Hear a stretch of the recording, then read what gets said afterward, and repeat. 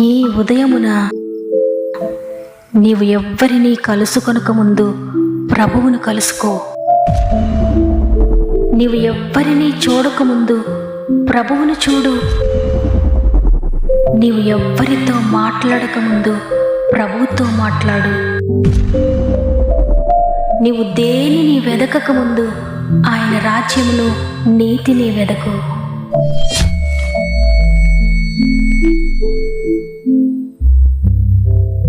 Praise the lord. మరి ఒక నూతన ఉదయాన్న ఈ విధంగా మిమ్మల్ని అందరినీ కలుసుకోవడానికి, దేవుడు మాట్లాడిన మాటను మీతో పంచుకోవడానికి ఆయన అనుగ్రహించిన గొప్ప అవకాశం బట్టి దేవుని స్తుతిస్తూ మరి ఒకసారి గాడ్ ఫస్ట్ అనే వాగ్దాన కార్యక్రమానికి మిమ్మల్ని అందరినీ ప్రేమతో ఆహ్వానిస్తూ ఉన్నాను. ఎలా ఉన్నారు ప్రియ దేవుని బిడ్డలారా? ఈ ఉదయాన బాగున్నారు కదా? దేవుడు మనల్ని ఎంతగానో ప్రేమించి మనం లేవగానే మనతో మాట్లాడి తన మాటతో మనల్ని ధైర్యపరుస్తూ ఉన్నారు. మీ జీవితంలోకి వెళ్ళి దుఃఖం ఉండొచ్చు, బాధ ఉండొచ్చు, కన్నీరు ఉండొచ్చు, ఎన్నో సమస్యలు మీ కుటుంబంలో ఉండొచ్చు. అయినా దేవుని మాట కనుక మీరు నమ్మితే ఆ మాట మీ జీవితంలో నూతన సృష్టి జరిగిస్తుంది. ఎందుకంటే ఇది మనుషుల మాట కాదు, దేవుని మాట. ఆయన మాటను మీరు వింటూ ఉండగానే ఆ శక్తి కలిగిన మాట మీ జీవితంలో అద్భుతాలు చేస్తుంది. కాబట్టి ఆ మాటను ఉన్నట్లుగా నమ్మండి, తప్పక మీ జీవితంలో నెరవేర్చబోతున్నాడు. ఆ విధంగానే మీరు ఇంకెవరికైనా ప్రేయర్ రిక్వెస్ట్ ఉంటే తప్పక కామెంట్ రూపంలో నాకు తెలియచేయండి. మీ కామెంట్స్ అన్నీ చదువుతున్నాను. మీ అందరి కొరకు భారం కలిగి ప్రార్థిస్తున్నాను. మీలో ఎవరైనా బలహీనంగా అనారోగ్యంతో మంచంపై ఉంటే వారికి వాక్యాన్ని వినిపించండి. చివరి ప్రార్థనలో ఏకీభవించండి. పరిశుద్ధాత్మ దేవుడు మిమ్మల్ని తాకబోతున్నాడు. ఆయన తాకిడి మీ జీవితంలో అద్భుతం చేస్తుంది.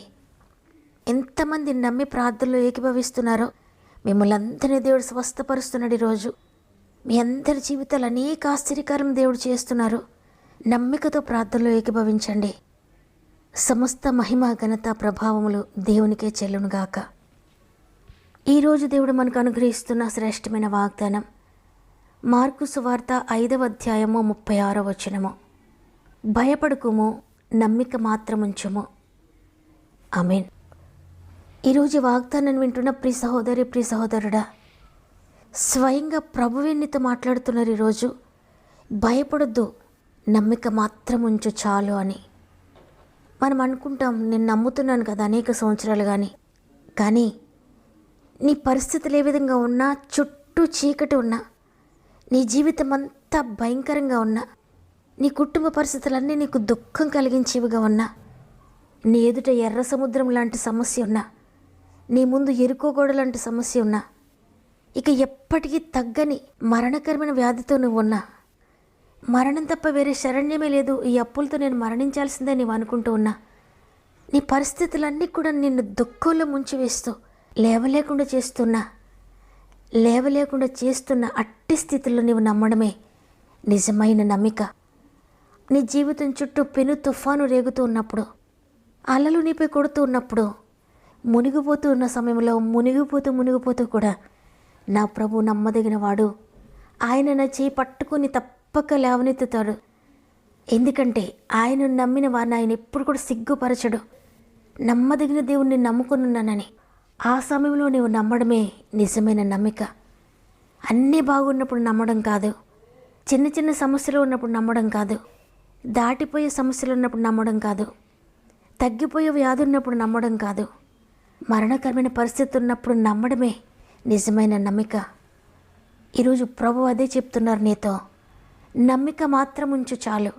నీవు చేయాల్సింది ఏదీ లేదు, నీవు చెల్లించాల్సిన వెల ఏదీ లేదు. నీ కొరకు ప్రభువే వెల చెల్లించారు. ఆయన చెల్లించిన వెలను బట్టి నీ విడుదల పొందుకుంటావు. అయితే నీవు చేయాల్సింది నమ్మిక మాత్రం ఉంచని. ఆయన ఈ మాట ఎప్పుడు ఏ స్థితిలో చెప్పారంటే, ఆ సమాజ మందిరపు అధికారి యొక్క కుమార్తె బలహీనంగా ఉన్నప్పుడు కాదు, సాధారణమైన అనారోగ్యంతో ఉన్నప్పుడు కాదు, సమస్యతో ఉన్నప్పుడు కాదు, కానీ నీ కుమార్తె చనిపోయినది, ఇక బోధకుని బాధ పెట్టవద్దని చెప్పినప్పుడు ప్రభు అతనికి చెప్పిన మాట ఇది. నీ కుమార్తె చనిపోయినదని నువ్వు ఆలోచించొద్దు. చనిపోయిన కుమార్తె ఇక బ్రతుకుతుందా అని ఆలోచించొద్దు. నా భవిష్యత్తు అంతా చీకటి అయిపోతుందని ఆలోచించొద్దు. నీ ఆలోచనలో ఇవన్నీ కూడా డిలీట్ చేసి నువ్వు చేయాల్సింది ఒక్కటే, నా కుమార్తెను ప్రభు బాగు చేశాడు, నా కుమార్తె బ్రతికే ఉంది, నా ప్రభు అద్భుతం చేశారు అని నమ్మిక మాత్రం ఉంచు, ఏది ఆలోచించొద్దని ప్రభువు ఆ సమాజ మందిరపు అధికారితో చెప్పి ఆయన ఇంటికి వెళ్ళి ఆ కుమార్తెను ముట్టి స్వస్థపరిచినట్లుగా మనం చూస్తున్నాం. అంతా అయిపోయిన తర్వాత ఇక చేయాల్సింది ఏమీ లేనప్పుడు, చనిపోయిన తర్వాత ఎవరైనా బ్రతికిస్తారా అనే స్థితిలో ఉన్నప్పుడు ప్రభు నమ్మమంటున్నారు. ఈరోజు ఈ మాటలు వింటున్న నిన్ను కూడా అదే విధంగా నమ్మమంటున్నాడు ప్రభు. నీ చుట్టూ పరిస్థితులు ఎంత భయంకరంగా ఉన్నా, నీ కుటుంబం అంతా నిన్ను ఏమంటూ ఉన్నా, నీ పరిస్థితులన్నీ నిన్ను వేలెత్తి చూపిస్తూ ఉన్నా, మనుషులు నిన్ను వేలెత్తి చూపిస్తూ ఉన్నా, అందరూ నిన్ను పొడుస్తూ ఉన్న మాటలతో ఆ స్థితిలో నీ ప్రభువుని నమ్ము. నేను నమ్మిన ప్రభు సృష్టికర్త, ఆయన నమ్మకస్తుడు, ఆయన నమ్మకంగా నా జీవితంలో కార్యం జరిగిస్తారని ఆ స్థితిలో నేను నమ్ము అని ప్రభు ఈరోజు నీకు తెలియజేస్తున్నారు. కాబట్టి ప్రియ సహోదరి, ప్రియ సహోదరుడా, మీరు పాపం విడిచిపెట్టలేకపోతున్నారా? ప్రభు నన్ను విడిపిస్తున్నాడని నమ్మండి. శాపం నన్ను వెంటాడుతుంది అనుకుంటున్నారా? ప్రభు శాపాన్ని కొట్టివేశాడని నమ్మండి. భయంకరమైన వ్యసనాల్లో నేను ఉన్నాను, విడిచిపెట్టలేను అనుకుంటున్నారా? ప్రభు నన్ను విడిపించారని నమ్మండి. భయంకరమైన మరణకరమైన వ్యాధితో ఉన్నారా? నా రిపోర్ట్స్ అన్నీ కూడా నువ్వు మరణిస్తావని వచ్చాయి, డాక్టర్స్ అందరూ కూడా ఇక ఛాన్స్ లేదన్నారు అనే స్థితిలో ఉన్నావా? అట్టి స్థితిలోనే ప్రభువుని నమ్ము. ఆర్థిక బంధకాలు నన్ను మించిపోయి ఉన్నాయి, నేను మొయ్యలేనంత భయంకరంగా ఉన్నాయి, వీటి నుండి బయటపడడానికి నాకు సాధ్యం కాదు అనే పరిస్థితిలో ఉన్నారా? ప్రభు నమ్మదగిన వాడు, విడిపిస్తాడని నమ్మండి. మీ కుటుంబ స్థితిగతిలో దేవుని నమ్మండి. మీ బిడ్డల విషయంలో దేవుని నమ్మండి. మీ వ్యాపారాన్ని గురించి దేవుని నమ్మండి. మీ ఉద్యోగాన్ని గురించి దేవుని నమ్మండి. ఇక నీకు బిడ్డలు పుట్టురన్నారా? దేవుని నమ్మండి. ఇక నీకు వివాహం జరగదంటున్నారా? దేవుని నమ్మండి. ఇక ఎప్పటికీ ఉద్యోగం రాదంటున్నారా? దేవుని నమ్మండి. ఎప్పటికి అప్పులు తీరవంటున్నారా? దేవుని నమ్మండి. ఇక నీకు ఇది సాధ్యం కాదంటున్నారా? దేవుని నమ్మండి. ఈ కోర్టు కేసు నుండి ఇక బయట పడలేవంటున్నారా? దేవుని నమ్మండి, ఆయన న్యాయవంతుడు. మీరెంత పడిపోతున్న స్థితిలో ఉన్నా దేవుని నమ్మండి. మీరెంత చితికిపోయిన స్థితిలో ఉన్నా దేవుని నమ్మండి. ఈ ఏడవడం తప్ప ఇక ఏమీ లేదు నా జీవితంలో అనిపిస్తున్నా దేవుని నమ్మండి. ఎంత విరిగిపోయిన నలిగిపోయిన స్థితిలో ఉన్నా దేవుని నమ్మండి. ఎందుకంటే ఎంత విరిగిపోయిన పరిస్థితిలో ఉన్నా దేవుడు తిరిగి అతకగలడు, దేవుడు తిరిగి బాగు చేయగలడు, దేవుడు తిరిగి నీ జీవితాన్ని కట్టగలడు అని నమ్మండి. నీ చుట్టుపక్కల ఉన్న సమస్య ఎంత భయంకరమైనదైనా వాటన్నిటి నుండి విడిపించగల సామర్థ్యత నా ప్రభువుకు ఉందని హృదయపూర్వకంగా నమ్మండి. నమ్మిక మాత్రం ఉంచండి చాలు. మీ జీవితంలో అద్భుతం జరగబోతుంది. నీ భార్యకి ఎప్పటికీ మారదనిపిస్తుందేమో, నమ్మిక మాత్రం ఉంచండి. నీ భర్తకి ఎప్పటికీ మారడంటున్నారేమో, నమ్మిక మాత్రం ఉంచండి. నీ బిడ్డలో మార్పు రాదని అందరూ అంటున్నారేమో, ఇక ఎప్పటికీ ఇది జరగని పని అంటున్నారేమో, అయితే నమ్మిక మాత్రం ఉంచండి. నీవు ఎక్కడైతే నలిగిపోతున్నావో, ఎక్కడైతే విరిగిపోతున్నావో, ఏ పరిస్థితిలో పడిపోయి ఉన్నావో, దేనిని గురించి హోప్స్ వదిలేసుకున్నావో, దేనిని గురించి ఇక చేయలేని అనుకుంటున్నావో, దేనిని గురించి ఇక జరగదనుకుంటున్నావో, ఎవరిని గురించి ఇక మారాలనుకుంటున్నావో, వాటన్నిటి విషయంలో దేవుని నమ్ము, హృదయపూర్వకంగా నమ్ము. ఇక జరగదని ఏ విధంగా నమ్ముతున్నావో అంతకంటే ఎక్కువగా ప్రభు చేయగలడని నమ్ము. దేవుడి నీ జీవితంలో తప్పగా జరిగిస్తాడు. ఎంత పడిపోయిన స్థితిలో ఉన్న నీ జీవితమైనా తిరిగి బాగు చేస్తాడు, తిరిగి కడతాడు. ఎంత పడిపోయిన స్థితిలో నీ కుటుంబం ఉన్నా తిరిగి కడతాడైనా, తిరిగి బాగు చేస్తాడు. నమ్మిక మాత్రం ఉంచు. ప్రియ చెల్లి, ప్రియ తమ్ముడు, ప్రియ అక్క, అన్న, ప్రభు మీతో మాట్లాడిన మాట నమ్ముతున్నారా? నమ్మినట్లయితే ఒక్క నిమిషం నాతో మోకరించండి. అయ్యా, నేను నమ్ముతున్నాను, నా పరిస్థితులు నేను నమ్మడం లేదయ్యా, నా స్థితిగతులు నేను చూడడం లేదు తండ్రి, అసాధ్యమైనది లేని ప్రభువుని నేను నమ్ముతున్నాను అని నమ్మికతో మోకరించండి. తండ్రి, నీకు వందనాలు. నీ ఉచిత కృపను బట్టి మరొక దినాన్ని మా జీవితంలో యాడ్ చేశారు. మరొకసారి నేను స్తుతించే గొప్ప భాగ్యం ఇచ్చారు తండ్రి, నీకు వందనాలు. నీవే వేళ చెల్లించక్కర్లేదు, నమ్మిక మాత్రం ఉంచని సెలవిచ్చారు. అయ్యా, ఎంతమంది వారి పరిస్థితులను బట్టి భయపడుతూ ఉన్నారో, నమ్మిక ఉంచడానికి ప్రతి ఒక్కరిలో నీ శక్తిని ఉంచండి అయ్యా. విశ్వాసం అనే వరమును ప్రతి ఒక్కరికి దయచేయండి. నమ్ముట నీవులైతే నమ్మువానికి సమస్తము సాధ్యమైన సెలవిచ్చావు. నమ్ముతున్న వారందరూ అద్భుతాలు చూస్తున్నారు. యేసు, నిన్ను నమ్ముతున్న వారందరూ అద్భుతాలు చూస్తున్నారా ఈరోజు? అనేక మంది జీవితాలు మీరు అద్భుతాలు చేస్తున్నారు. అనేక కార్యములు ప్రతి ఒక్కొక్కరి జీవితాలు మీరు జరిగిస్తున్నారు.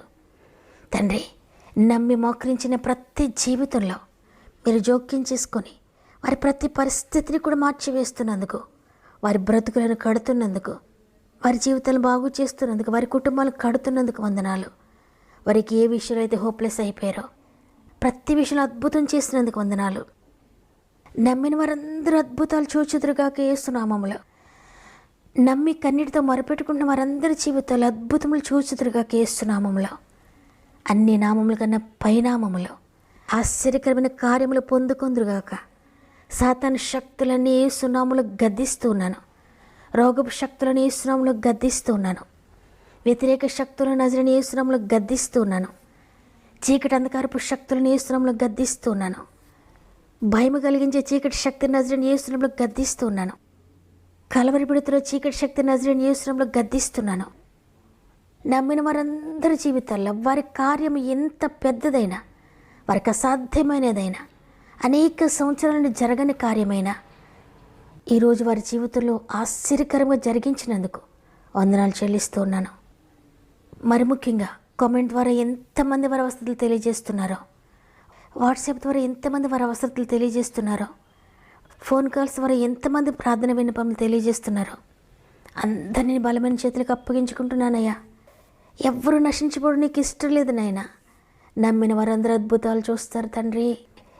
వారు కామెంట్ పెట్టాను కదా, ఎవరో ప్రార్థన చేస్తారని కాదు, విశ్వాసంతో మోకరించి ప్రార్థించడానికి పరిశుద్ధాత్ముడ ప్రతి ఒక్కరిని కమ్ముకోండి. నమ్మడానికి నీ శక్తిని దయచేయండి అయ్యా. నమ్మిన వారందరూ అద్భుతాలు చూస్తున్నారు. కామెంట్స్లో వారి కార్యం ఏదైనా అన్ని విషయాలు దేవుడు అద్భుతం చేస్తున్నాడు. అనేక కార్యములు జరిగించిన దేవానికి వందనాలు. ప్రతి జీవితంలో అద్భుతం చేసిన దేవానికి వందనాలు. అనేక సాక్ష్యాలు మేము వినబోతున్నామయ్యా. పరిశుద్ధాత్మ దేవానికి కార్యం బట్టి వందనాలు. మీరు చేసిన అద్భుతాలను బట్టి వందనాలు చెల్లించుకుంటూ ఈరోజు ప్రత్యేకంగా పుట్టినరోజులు, పెండ్లి రోజు జరుపుకున్న వారందరికీ కూడా చేతులు పెడుతున్నానయ్యా. సంవత్సరం అంతా తోడుగా ఉండి నడిపించండి. గర్భంతో ఉన్న బిడ్డలు జ్ఞాపకం చేసుకోండి. 9 నెలలు మీరు తోడుగా ఉండి సేఫ్ డెలివరీ స్థాయి చేస్తున్నందుకు వందనాలు. ఈ దినం మనం ప్రారంభిస్తూ ఉండగా ఈరోజంతా మాత్రం మీ కుటుంబం అంతటికీ తోడేయండి, చేపట్టి ముందుకు నడిపిస్తారని యేసయ్య పరిశుద్ధమైన నామములో అడిగి వేడుకుంటున్నాను తండ్రి.